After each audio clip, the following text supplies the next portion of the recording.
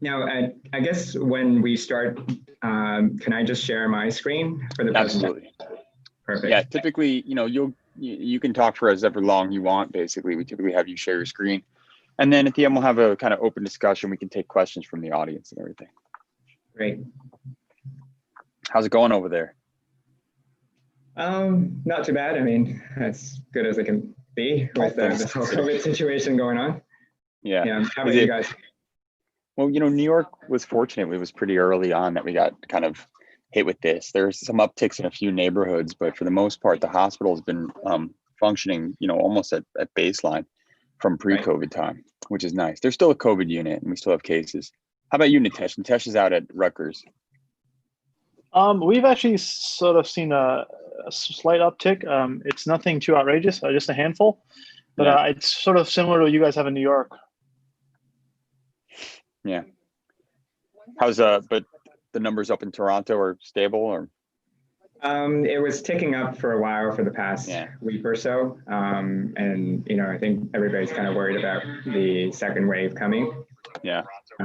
So, back in the spring, we were essentially shut down the radiation department for all routine treatments for quite some time. And that created a huge backlog. So we're obviously hoping that's not going to be the case here. Yeah. Have you seen a lot of advanced pathology? I know there are reports of things like that. People that just didn't come in for 3 or 4 months. So not so much, I guess, in CNS. I try to keep pretty close tabs on those patients. And the other site I happen to treat is prostate or GU. And fortunately, those guys in most cases can afford to wait a couple of months and it hasn't been a huge issue. Yeah, excellent. We got about 2 minutes. I'm just going to mute you guys for a second, and then we'll get started at 4 promptly.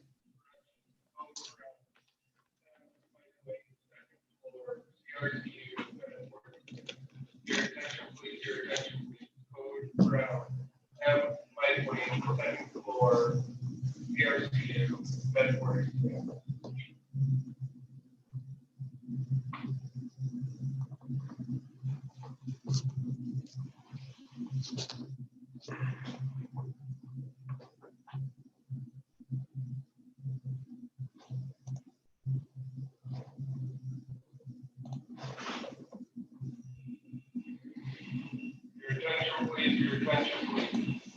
Would Catherine McPherson please return to M. Mike Wade, first floor of room 202? Eric, if you want to upload your slides, we can just at least have the front cover of your slides up. Sure. Do I just share my screen? Yeah, you can share content right from Zoom, the bottom window. Sure.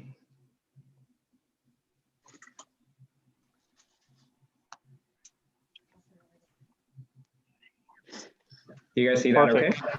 Yep. Yeah, excellent. Perfect. All right, well, it's about 4 o'clock, so we'll get started. Welcome back. We are live. Excellent. So welcome back, everyone. This is another edition of Tumor Talk. This is a collaborative effort between Lenox Hill Hospital and the Journal of Neuro-Oncology, where we present and have authors present their recently published research in the journal on brain and spinal cord tumors. And today, we're pleased to have with us Eric Tseng, coming from University of Toronto and SunnyBrook Health Sciences Centre. And he's going to be talking about their recent publication, talking about glioma consensus contouring and recommendations from an international consortium research group. So thanks so much, Eric, for coming along. I think Jason's signing in now. Remember, we are live on Instagram Live and we're live on YouTube Live, and this will actually be put online later for any of those who miss any piece. So. Great. Thank you very much, Randy. Hi, it's Jason. Can you hear me? Hi, Jason. Hey, Jason, how you doing? I'm well. Hope everyone is doing fine too. Thanks for joining, Eric. Great. Thank you very much for inviting me. Our pleasure. So I guess I'll go ahead and get started. So my name is Eric Tseng, as Randy mentioned. I'm a CNS radiation oncologist from SunnyBrook Health Sciences Centre in Toronto. And it's really a pleasure this afternoon to have the opportunity to discuss our recent publication in JNO, particularly on the glioma consensus contouring recommendations in the context of the MR-Linac International Research Consortium. And as mentioned before, I want to take this opportunity to thank both Jason and Randy for their kind invitation to discuss this in a very interesting format. So those are just a couple of points of disclosure. It's really nothing related directly to this work. And just a little bit of background, as most of you know, MRI really has been used for radiation definition of brain tumors and organs at risk, such as the optic structures, since the inception of radiotherapy for brain neoplasms. And this is really quite different from other anatomical sites that we treat as radiation oncologists, many of which extracranially are still primarily CT based. And we know that the current standard of care, or the paradigm for high and low grade gliomas, is really maximal safe resection followed by radiation with or without concurrent and adjuvant chemotherapy. In terms of radiation definitions of the tumor volume, there's been a few pre-existing guidelines that's been published. And on the next slide, I'll just briefly summarize that just to put things into a little bit of context. Just in terms of sort of fundamentals of radiation definition, what we call the GTV, or the gross tumor volume, essentially is the enhancing portion, or the T1 plus gadolinium portion of the tumor. Now, depending on the collaborative group, NRG, for example, for the larger volume, they also include some of the T2 hyperintense tumor. The CTV, or the clinical target volume, is typically an expansion beyond that of the GTV to, in principle, encompass microscopic extension of disease. And this principle is used in all anatomical sites in radiation oncology, not limited to the brain. Beyond that, there's the PTV, what we call the planning target volume. And that's essentially a margin that we add to account for the uncertainties in setup, in patient motion, and so forth. So what you see in this table here, the first publication that came out about 5 years ago was from the Korean radiation oncology group, where they essentially had 15 radiation oncologists across different Korean institutions contour 9 cases of GBM to look at sort of variations between the observers. Unfortunately, in this particular publication, even though they did some statistical analysis, there were no specific recommendations in terms of CTV modifications relative to the adjacent anatomy. And then the second publication that came out was a statement from the Estro-ACROP group in the Green Journal a few years ago, where they did lay out some recommendations in terms of the CTV expansion. But unfortunately, this publication did not really look at any quantitative analysis. So there was no contouring done in this particular statement publication.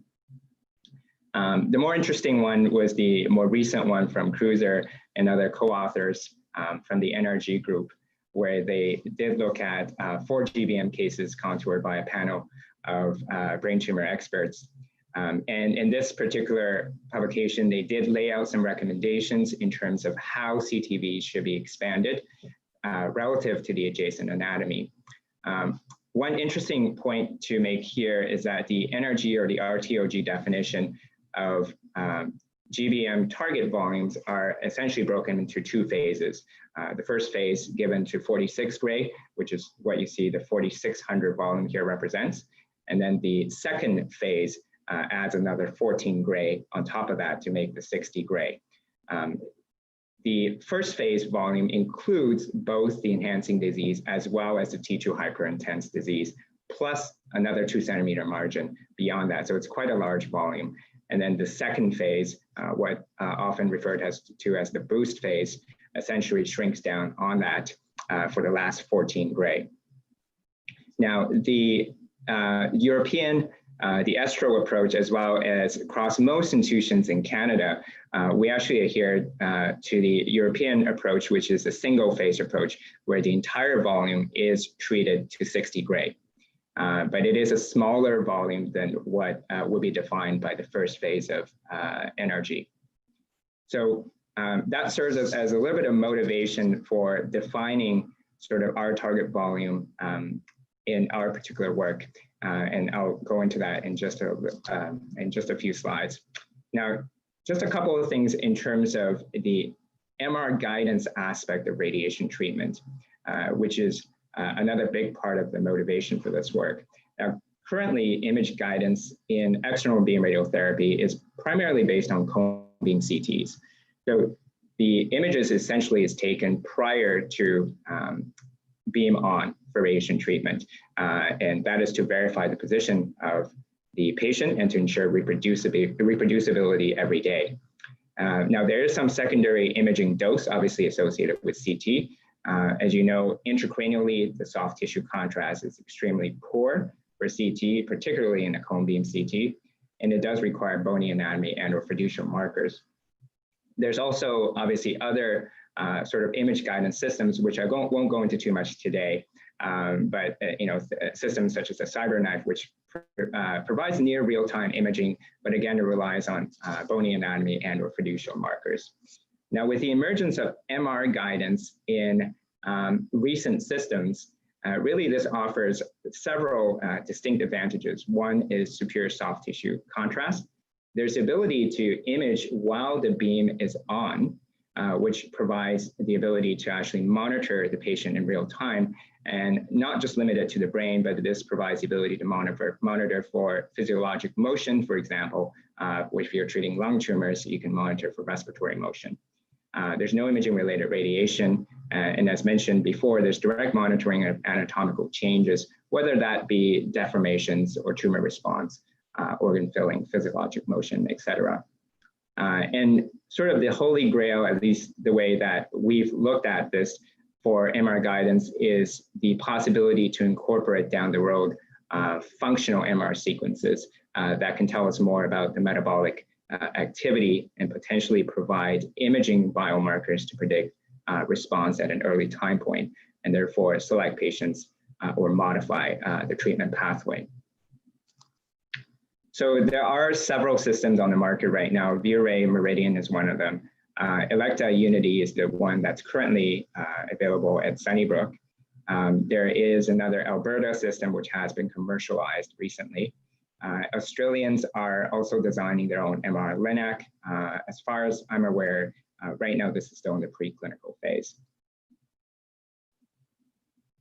So in terms of the MR-Linac, specifically the Elekta Unity, for the development of the machine, the consortium was formed about seven years ago by 7 founding institutions, which you can see on the right-hand side. SunnyBrook was part of that. And really this was to develop both from a technological aspect and hand in hand with evidence-based sort of clinical indications that the machine can be applied to. And as you can see in the diagram here, there's a number of tumor sites that were identified up front that could benefit from MR imaging, the brain being one of them. And SunnyBrook really has led the brain sort of consortium efforts in this respect in the last 7 years. So with that as sort of the background context, this really motivated the development of an MR-only workflow as well. Right now, for all radiation planning, we require the usage of CT up front, which provides the electron density information. That's how we calculate the dose. But if we're using an MR guidance machine, then there's a potential to streamline the entire workflow and eliminate CT from the entire workflow. So as one of the primary motivations for this multi-institutional study was one to look at the inter-observer variabilities when we're defining targets and organs at risk intracranially in the context of the consortium, also to serve as a baseline for future collaborative studies. And also we wanted to look at how things might differ between the two workflows when we're fusing the CT to the MRI as per our usual workflow, or if we're working in an MR-only environment. So for this particular study, we looked at 10 cases, the first 4 of which were in fact done on the cloud with each participants at their individual institutions. The latter 6, we brought them over to SunnyBrook, and we did an on-site workshop, after which we completed all the delineations for the 6 cases. The 10 cases consisted of 5 GBMs and 5 lower grade gliomas, grade 2 and grade 3s, with intentionally chosen varying sort of tumor locations and proximities to white matter pathways. So 6 oncologists from 5 institutions. We delineated GTV, CTV, OARs, and did the usual expansions as per recent trials, so 1.5 centimeter for GBM and 1.0 for grade 2 and 3 gliomas. As mentioned before, we tested 2 separate workflows independently, so MRI only without any CT information, and subsequently provided them with a few CT and then asked them to redelineate all the structures on that. Staple analysis, which is an expectations or a maximization probability algorithm for estimating the underlying true contour, was used to essentially analyze all the contours to obtain an average, if you will, and eliminate the outliers. Inter-observer variability was then calculated both with other similarity metrics such as DICE and kappa statistics using a mixed model. So here's just an overview of the 10 cases that we've chosen, 5 of which, as I mentioned, was GBM, and the other 5 being grade 2 or 3 gliomas. So I think just to highlight up front that the concordance in the GTV and CTV contours and the agreement was essentially very, very high, ranged from 0.86 to 0.88 across all the measures. We also ran a number of other similarity metrics, which I didn't highlight here, but things like Jacquard and Hounsdorf, for example. At the bottom hand panel are sort of 4 just illustrative cases where the white contours are the staple contour. So that's essentially the consensus contour based on analysis of all of the individual contours, and the different shades of red being the individual contours. As you can see, the GTV concordance or agreement was very, very high. In terms of the OARs, all the concordance or agreement were very high, with the exception of optic chiasm, which is slightly lower, as you can see here, 0.58 to about 0.6 for the mean kappa, and cochlea being a touch lower even. However, this subsequently improved with the workshop, which I'll show a little bit later. As you can see here, the statistical p-value difference here highlights the fact that with the addition of CT information, cochlear contouring improved dramatically. And that's primarily because for typical radiation simulation sequences, we do not use a dedicated T2 weighted sequence, which is really needed when you have thin cuts through the temporal bone in order to delineate the cochlea, or you have a high resolution CT through the temporal bone, which were not available with an MR only approach. Once you fuse the CT, then the individual participants were able to identify that structure much better. So this illustrates some of the variability in terms of contouring the optic chiasm. It's really the extension in the anterior and posterior limbs in this particular case, even though we've sort of very strictly defined it as 5 millimeter beyond that of the intersection. There is still variability here as illustrated here. What I'd mentioned was that after the on-site workshop, and this highlights an important sort of educational component of this, is that despite these being fairly experienced radiation oncologists who treat really gliomas on a regular basis, with workshop where we invited neuroradiologists to go through every single structure anatomically, this did statistically improve, at least in the case of the cochlea, in terms of contouring agreement. This highlights the 10 cases, and I apologize if the images are a little bit small to see, but I just want to highlight that these were intentionally chosen sort of along in varying locations intracranially and along with differing proximity to white matter tract pathways. So for example, here in case 8, you have tumor extending into the thalamus, whereas in case 6, we chose one that was extending into the ependyma with intraventricular extension. Other ones, such as case 9, were intentionally chosen with extension or at least proximity to pathways such as the corpus callosum. And that just sort of illustrates some of the variations that we've seen in the GTV contouring. And based on, after all the contours were collated and then analyzed using the stable approach, we then essentially, for each individual case, we met virtually with all the individual institutions that were participating to go through the stable contours to ensure that there was agreement in how the contours came out and whether the contours made sense in terms of the anatomical boundaries. And with that in mind, we came up with 6 recommendations in terms of CTV contouring relative to the adjacent anatomy. And some of these are pretty self-explanatory, straightforward. In the absence of contiguous white matter tracts, the CTV should be limited without additional margin by the barriers falx, tentorium, intertable skull, as it's extremely rare to see gliomas extend beyond those, which is different from metastatic disease, for example. Second, brainstem is an anatomical barrier when it's not situated along a contiguous white matter pathway. For example, in the case of the temporal lobe lesion, as you can see on the left-hand side, whereas obviously if it's situated right along the thalamus or internal capsule, that would be a potential pathway.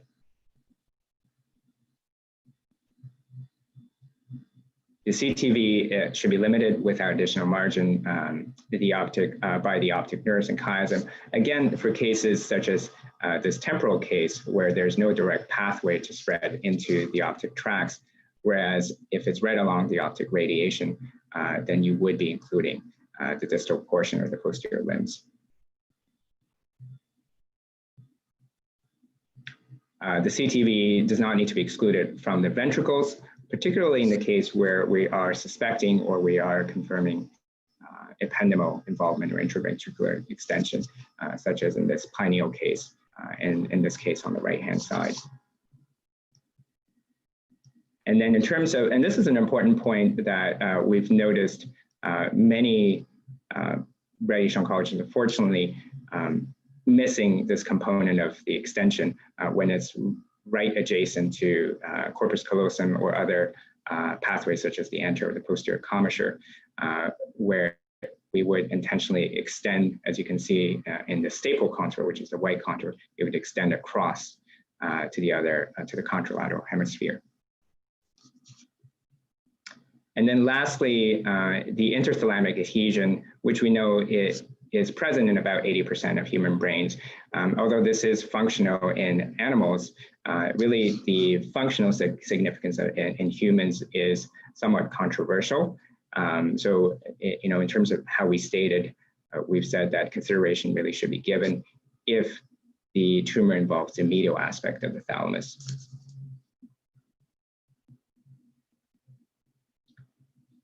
So just to conclude for this work, the addition of CT to the MRI-only workflow really did not provide any additional anatomical information in the contouring gliomas, with the exception of cochlea, as I mentioned. And if it's required or it's deemed appropriate by the treating physician, then dedicated MR-T2 weighted sequences should be obtained.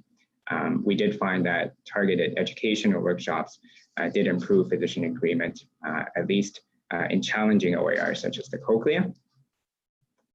And what we observed was a very high level of agreement in both target and OAR contours. And with that, we proposed the delineation sort of principles in terms of pathways of spread. And hopefully this can serve as a basis for collaborative trial and study protocols. Because in order to compare results, whether we're talking about dosimetric or clinical outcomes across studies, we have to be talking about the same contours. And multiple studies in the past decade or two have shown repeatedly that there is significant inter-observer variability when when we're talking about contouring, whether it's for intracranial neoplasms or extracranially. So I think something like this to serve as a baseline for trials is very important when we're comparing outcomes across studies. So just lastly, for acknowledgement, I would like to acknowledge obviously all the physicians that have been involved, radiation oncologists, neurosurgeons, and neuro-oncologists, as well as the multidisciplinary team. And also obviously from the individual institutions that were involved in this particular study. Eric, thanks so much. Really fantastic job. We'll open it up now to obviously people chatting from the participants as well. But, you know, I guess, number one, what I understand about this is basically you guys have created this consensus recommendations. You've made now a system just for, you know, some of our listeners who are not physicians, and you've made a system by which now you can extend these studies. You can start performing studies about, you know, outcomes where everyone's contouring the gliomas the same exact way. I think it's a fantastic job. It's a great, you know, obvious first step. I find the interthalamic adhesion fascinating and its inclusion. I think it's a great idea. Tell me about these the workshops. And so, is this something that happens in the you know, community, in the country, internationally? Are these things that need to be happening in terms of contouring, or do you think that, you know, the way that it's done currently, it's sort of okay?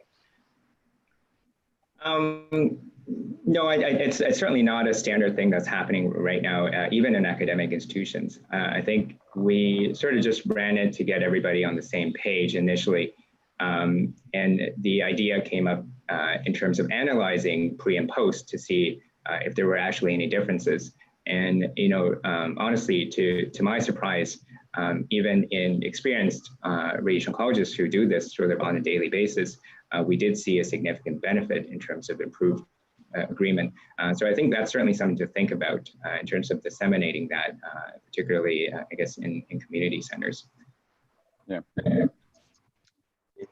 You know, I'm fascinated by the work that you've done. It's obviously, I think, it sets the bar for future multi-center studies that would use MR-Linac, and even more broadly, just Linac-based treatments for multi-center prospective glioma studies.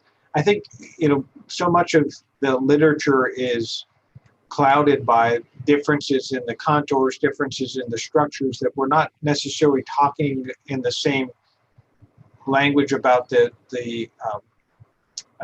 target volumes and the you know, the critical structures that we're trying to avoid. We've seen that in radiosurgery time and time again, and I participated in similar sorts of workshops around you know, how one might contour a pituitary adenoma or an artivinous malformation or a meningioma and the critical structures. But I think you've done, you know, really set the stage for what is intuitive and well-grounded recommendations on gliomas research for MR-based treatment trials that will move forward. And I also think that it does sort of point it in the direction of the power of MR-based planning and treatment that I think you know, we're going to see. Not you alluded to a little bit at some of your earlier slides, just the functional imaging. And if we do think that gliomas are tracking along white matter pathways,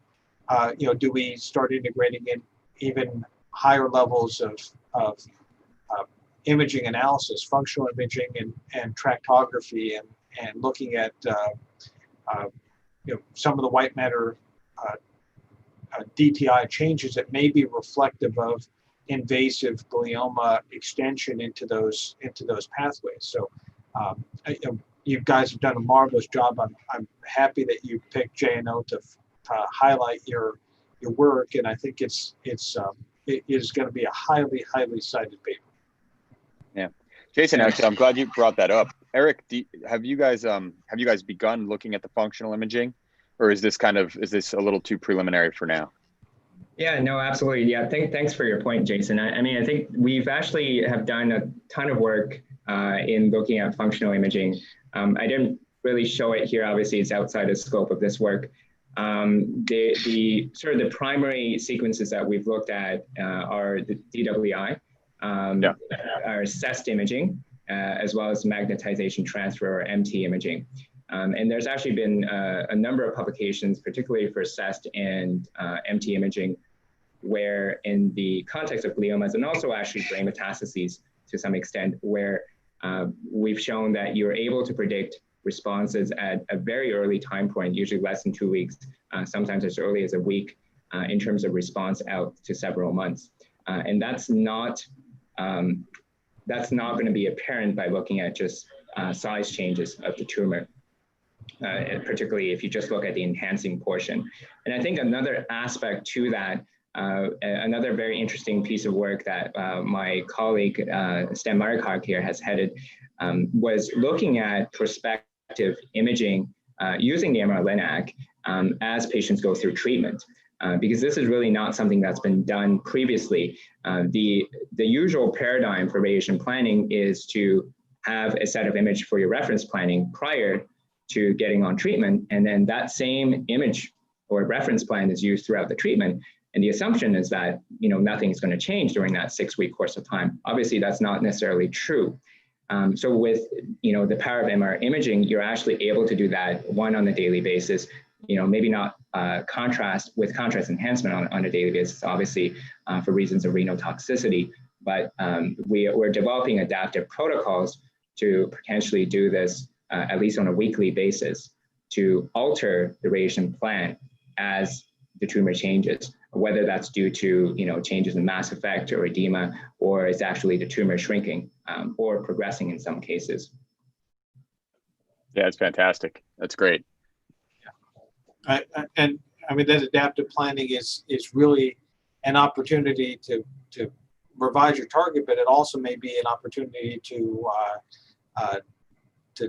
dose escalate to areas that you think are maybe more hypoxic or maybe a bit more, or showing a little bit less in the way of favorable changes, especially as the tumor volume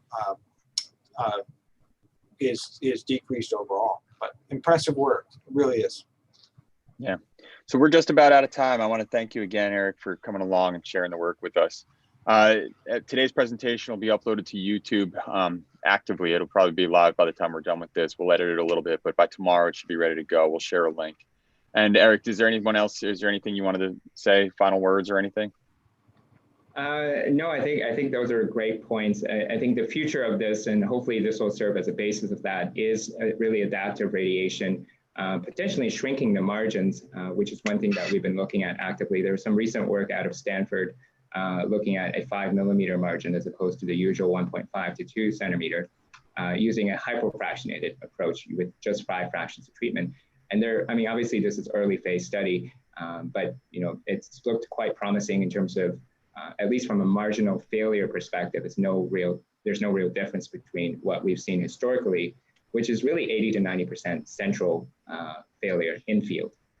So margin may not be as important, but if we are considering shrinking the margin, then that's where MR adaptation comes in, because you don't want to miss the tumor, and potentially a weekly adaptive protocol can fit right into that.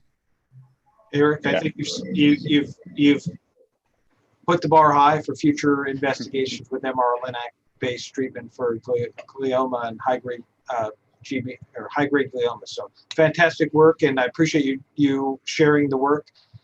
My best to you and your colleagues up there in Toronto. Thanks for providing the outstanding study for JNO and for the audience here today. Great. Thank you. All right. Yeah. Take care, everyone. See you next week. Thank you. Bye-bye. Bye-bye. Bye-bye.